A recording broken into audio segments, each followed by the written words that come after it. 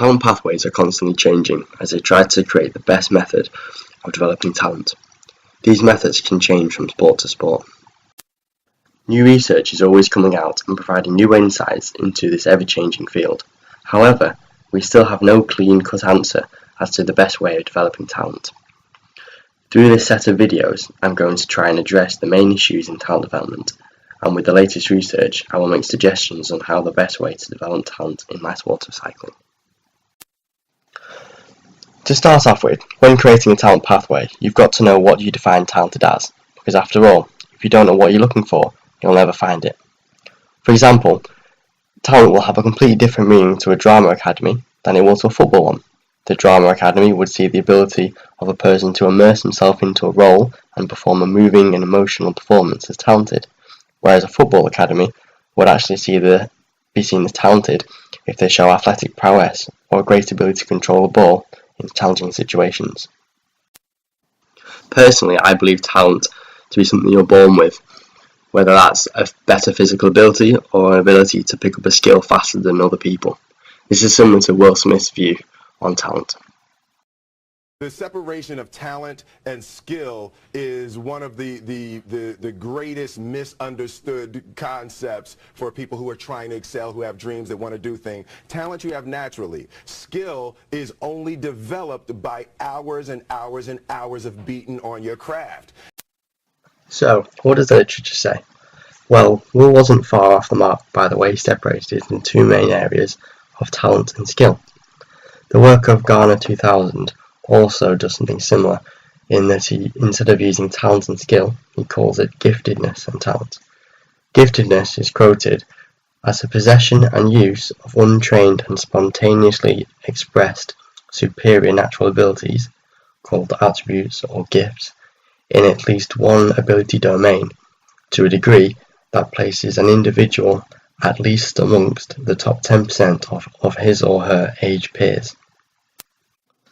Garner's model splits giftedness into four main types: intellectual, creative, social affective, and sensory-motor. These four aspects are the things that can be identified in the athlete at a young age and which they're born with. So, intelligence, for example, would be the ability to learn a new language or learn to read.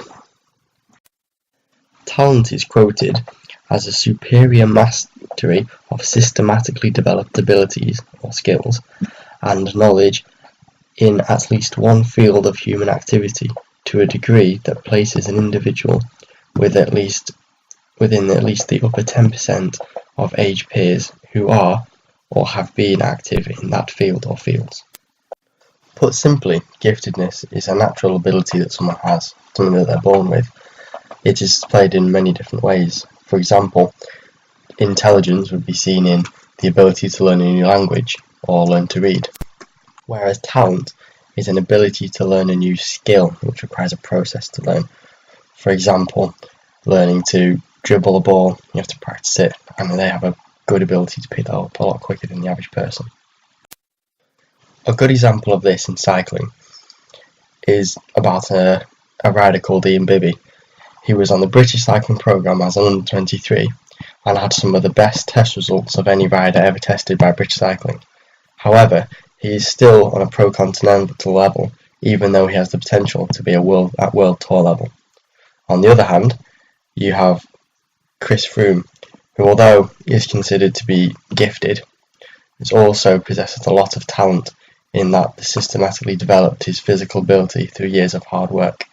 It's even said that when he was younger, he used to ride and hold his brakes on and pretend he was going up a climb just so that he could push himself harder.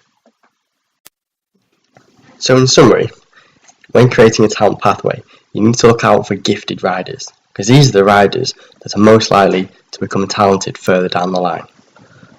And finally, with talent being the ability to pick up skills more easily, we need to know what specific skills are relevant for our sport. For example, in cycling, it will be bunny hopping and manually. If you do these things, you'll have a good basis to design your own talent pathway on. Thank you for watching.